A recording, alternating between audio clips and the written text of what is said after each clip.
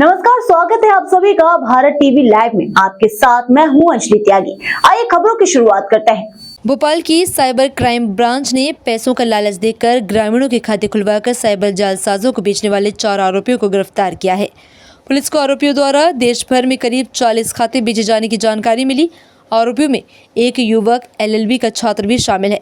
Cyber ACP Sujit Tiwari ने बताया कि ये गिरोह ग्रामीणों के बैंक खाते खुलवाकर ठगों को बेचता। देवास से पकड़ा गया रोहित जायसवाल इस गिरोह का सरगना है। LLB कर रहा रोहित ठगी की गई रकम को क्रिप्टो करेंसी में बदलने का काम करता। वह देश भर के ठगों को किराए पर खाते भी उपलब्ध करवाता, जिसके एवज में उसे 5 से 7 हज़ार रुपये मिलते। आरोपियों के बेचे गए खातों से करोड़ों रुपए के लेन देन किए जा चुके हैं। पुलिस इन खातों की बारीकी से जांच कर रही है। ये भी पड़ताल की जा रही है कि क्या इन खातों से विदेशों में भी ट्रांजैक्शन हुए हैं। नेहरू नगर निवासी अरुण प्रकाश चौधरी से 7 अक्टूबर को 16,70,000 रुपए की ठगी हुई थी। ऑनलाइन जॉब के नाम पर ठगों ने लिंक भेजकर टेलीग्राम ग्रुप में जोड़ लिया और घर बैठे ऑनलाइन टास्क पूरा करने के नाम पर ये रकम ठग ली।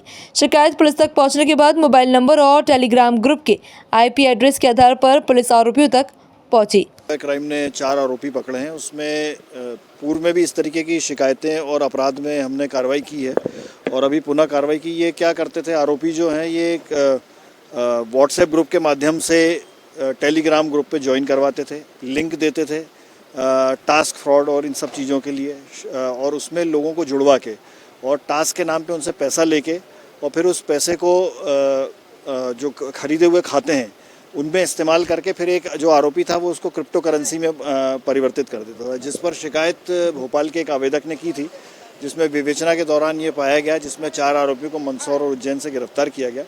तो इसमें इन चारों का रोल ये था कि एक तो खाते खरीदना ग्रामीणों से, फिर उन खातों का इस तरीके से इस्तेमाल करना कि जो ये लिंक पे शेयर करवा के इंस्टा पे और उस पर जो फर्जी लिंक देकर और टास्क फ्रॉड वगैरह करते थे, उसमें फिर ये पैसे ट्रांसफ़र करवाते थे।